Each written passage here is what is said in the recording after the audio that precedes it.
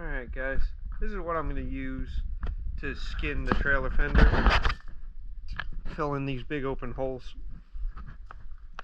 I got this piece and another piece back in the barn of just some scrap roofing tin from when we did the inside of the garage, and should make a nice fender.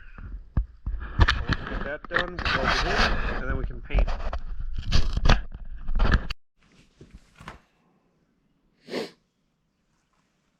So, out here today back on the trailer fender project. You can see kind of how the tin's going to lay out and what everything's going to look like. There's one more piece that'll fill in that hole. But we're going to rivet the tin in place. And in order to do that, you have to pre-drill for the rivets. So I've got my drill out with the bit already in it. And I'm going to drill the holes now before I paint, so that when I paint, it will reseal all the bare metal where we drill through it. So, hang out and we'll see how this goes.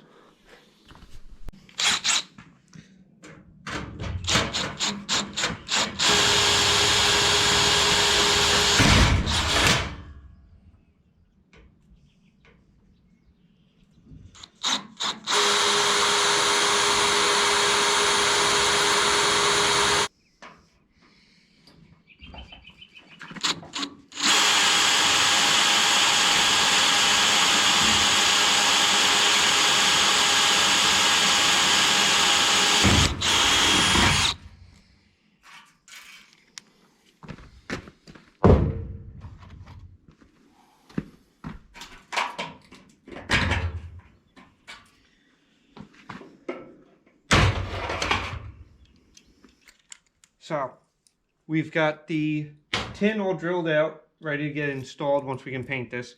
Before we can paint, we have to drill the 3/4 inch round holes here for our marker lights. So, we got the hole marked off for the marker lights. We're going to drill a 3/16 pilot hole. And then we're going to widen it out using a 3/4 inch bit in my 1/2 inch keyed chuck corded drill. And then we're going to stick what's left of my step bit that's wore out back in the cordless drill, and we're going to use that to clean up the hole from the 3/4. So let's get going.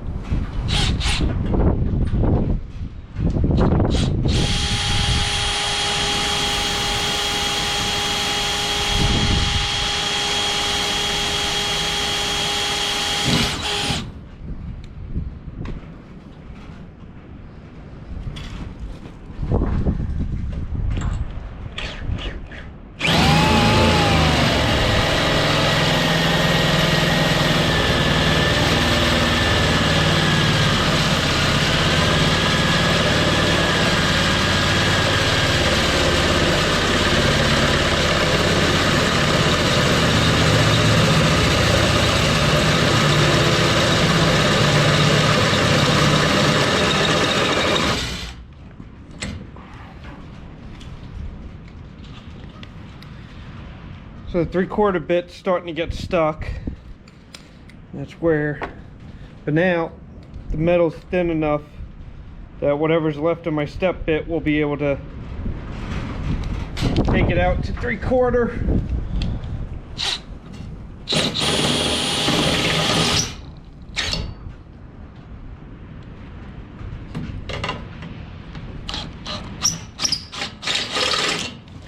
I'll also take any burrs off of it. And there we go. There's a hole drilled for the marker lights. So we've got all the tin work now is fitted to the trailer.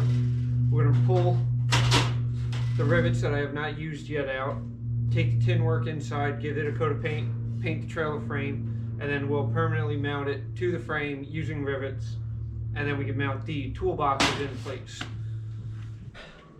Alright, so we're out here with the trailer. We are mounting the tin to the framework I built. To mount the tin work, we're going to be using pop rivets. Really simple. You drill a hole through your material that needs to be joined together. rivet goes into the hole, and then you take a rivet gun, put that over your rivet, and you gotta squeeze and pump away on it until the rivet pops, and then you'll be left with that.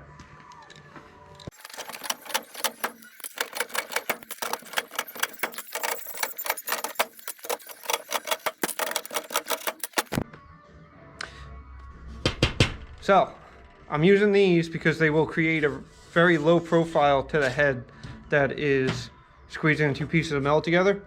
This way, it's not something that is going to want to sit up high and rub and eat into the toolbox material. So, if you did a bolt, you would probably have about an 1/8 inch to a 1/4 inch of bolt material sticking out above the tin, and then the toolboxes wouldn't sit right, because they were set up to be sitting flat on the angle iron. So that's why I'm going with pop rivets on this and not just bolting and or using zippy screws on this material. All right, guys. Still out here working on the trailer. We got the tin work. Here is all riveted down. I have scuffed and cleaned the surface. And now the last step before we wire in lights and bolt up the toolboxes is I'm going to paint the top side of these fenders. I'm going to give it 2 coats of this Rust-Oleum Farm and Implement enamel paint. So I have found this to be this is a rather tough paint once it dries, and actually works out as a really good all-around paint to use on anything that doesn't need the most nicest of a finish, but still needs a good hardy paint that won't easily be wore off due to the jobs that it will be completing. So this is perfect for things like this, like the trailer, tractors, equipment, tools, anything you need to paint that you need a tough finish on. This is a really easy paint to work with. So I'm going to go ahead and get this all painted up and done so we can move on to the next step, and this trailer will be one step closer to completion. So right here, this is the first coat of black laid down on it. As you can see, there's a lot of white streaks from the brush in it. Once this dries for about an hour or so, I'll go ahead and put a second coat on it, and that'll get rid of a lot of these brush strokes and streaks that you see in there. But yeah, that's the first coat. Well, as you can see, night's falling. Got the lights on. Marker lights are wired in on the trailer. So next up, we're going to go ahead and we're going to finally mount the trailer boxes on here permanently. Pick it up. Go ahead and set that in place.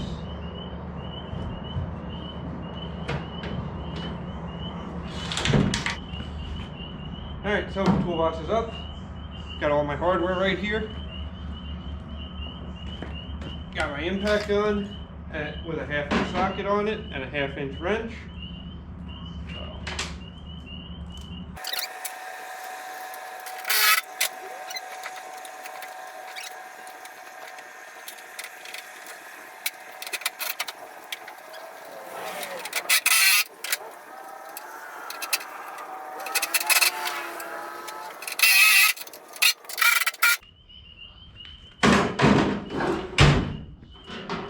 And there we go. Alright, there you got one toolbox mounted up on the trailer. Now I gotta go and mount up the other side.